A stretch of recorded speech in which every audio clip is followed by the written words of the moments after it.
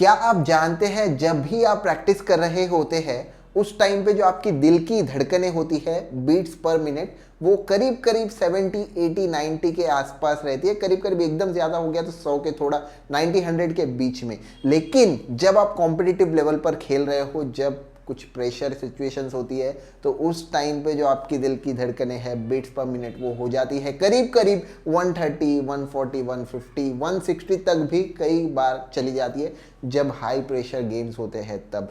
तो ऐसा क्यों होता है और उसको कैसे टैकल करना है। एक और चीज़ मैं आपको यहाँ पे बताना चाहूँगा, आपने ये चीज़ भी सुनी होगी ज़रूर, जो प्लेयर यहाँ पर अपनी नर्व्स पे ज़्यादा बेहतर तरीके से, जो टीम यहाँ पर अपनी नर्व्स पे ज़्यादा बेहतर तरीके से कंट्रोल करेगी वो यहाँ पर जीतेगी।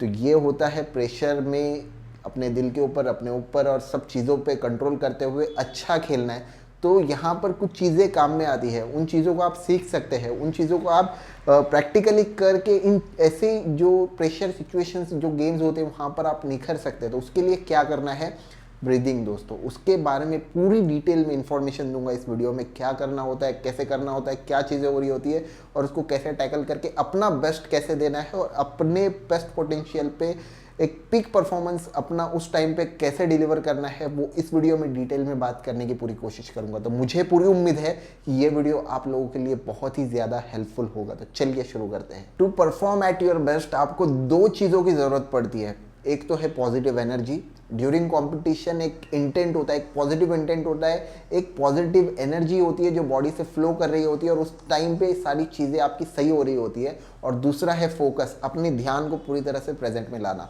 तो ये दोनों चीज़ें आपको आसानी से मिल जाएगी जब भी आप अपना पूरा ध्यान ब्रीदिंग पर लाओगे। जब आप अपना पूरा ध्यान अपनी सांसों पर लाओगे ना, तो सबसे पहली चीज़ तो ये होगी कि आपका ध्यान प्रेजेंट में आएगा, क्योंकि आपकी सांसें हमेशा प्रेजेंट में होती है, इसीलिए आपका पूरा ध्यान प्रेजेंट में आएगा जब भी आप अपनी सांसों पर फोकस करोगे।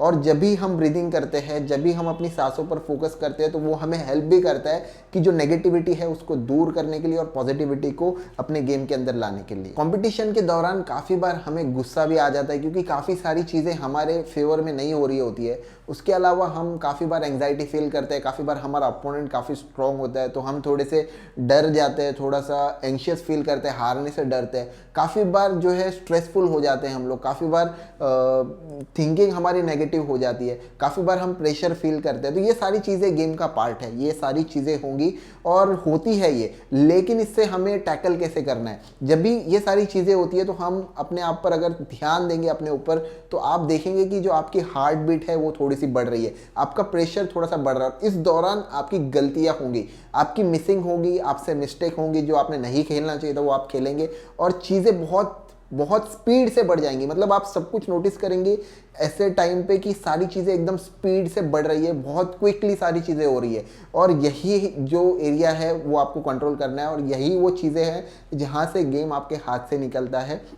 और यहीं पे आप काफ़ी ज़्यादा बार, मतलब काफ़ी ज़्यादा नहीं, हर बार आप बोलोगे कि यहीं पर काफ़ी लोग हार जाते हैं। और यहीं पे होता है कि हमें अपनी नर्व्स पे कंट्रोल करना है, हमें ऊपर कंट्रोल करना है। तो ऐसे सिचुएशंस के दौरान हमें सिर्फ एक ही चीज़ का ध्यान रखना है, remember to stay in present. Remember, हमें सांसों पर कंट्रोल करना है, हमें अपने ऊपर कंट्रोल करना है। सांसों पर कंट्रोल कैसे करना है वो भी मैं आपको बताऊँगा। लेकिन यहाँ पर जब भी हम इस ऐसे सिचुएशन के दौरान अपने आप को अपने ध्यान को लेके आएंगे प्रेजेंट में, अपने आप को बोलेंगे कि ठीक है, गलतियां सबसे होंगी, हर एक प्लेयर गलती करता है, ऐसा कोई भी प्लेयर नहीं है जिससे गलती नहीं होती और हर कोई करता है। लेकिन मैं उसको क्विकली भुला देता हूँ, मैं अपनी गलती को लेकर नहीं बैठता, मैं अपनी गलतियों को क्विकली भुला देता हूँ। और साथ ही में मैं अभी क्या करूँगा, मैं सिर्फ अपनी ब्रीदिंग पर ध्यान दूंगा, मैं अपने आप को पूरी तरह से शांत रखने की कोशिश करूँगा, कूल रखने की कोशिश करूँगा, पूरी तरह से कलेक्टेड, अपने ऊपर पूरा कंट्रोल करने की कोशिश करूँगा। क्या करना है,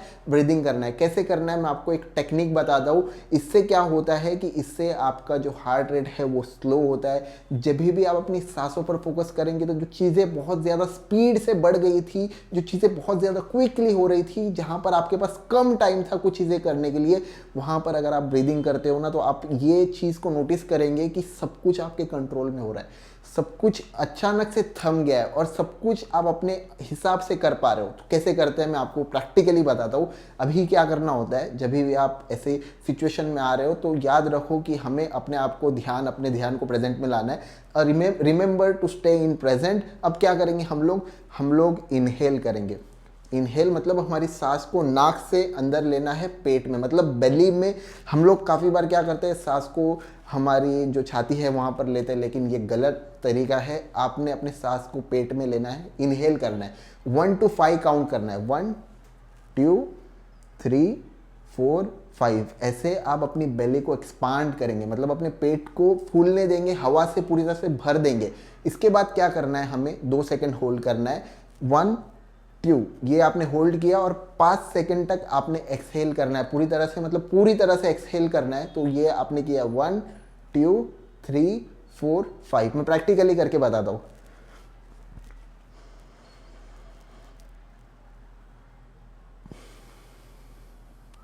इस तरह से करना होता है दोस्तों, और ये अगर आप करते हो तो आप क्विकली नोटिस करेंगे कि आपके ऊपर, अपनी बॉडी के ऊपर आपका कंट्रोल आएगा। जो चीज़ें आपकी हार्ट रेट बहुत तेज़ी से बढ़ रही थी, जहाँ पर आप एंशियस फील कर रहे थे, जहाँ पर आप प्रेशर फील कर रहे थे, वो सब कुछ कंट्रोल में आएगा। स्लो डाउन हो जाएंगी सारी चीज़ें और आप देखेंगे कि आपने जहाँ पर बिखरना था वहाँ पर आप निखर के आएंगे। तो ये बहुत ही ज़्यादा इफेक्टिव टेक्निक है।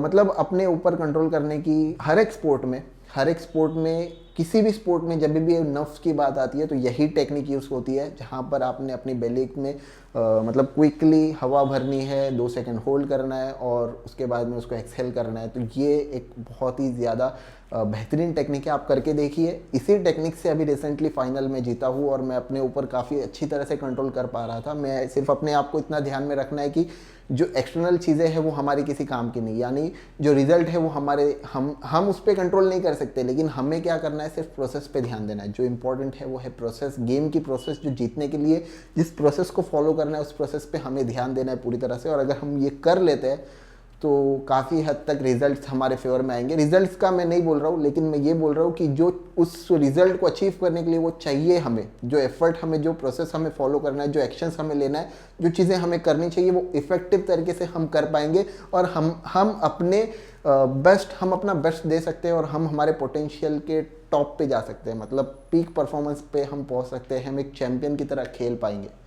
तो यही था मेरा वीडियो ब्रीदिंग टेक्निक के बारे में। याद रखो, ब्रीदिंग टेक्निक बहुत ही ज़्यादा इफेक्टिव टेक्निक है अपने ऊपर कंट्रोल करने का, प्रेशर को कंट्रोल करने का और चीज़ों पे मास्टरी हासिल करने का, गेम को कंट्रोल करने की ये टेक्निक है, बहुत ही ज़्यादा इफेक्टिव है। मैंने प्रैक्टिकली करा है और मुझे रिजल्ट मिला है।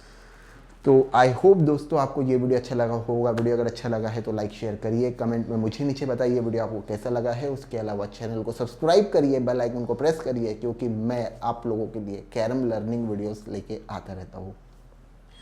Stay blessed, stay focused, keep playing and keep loving carrom. Bye bye and see you in the next one.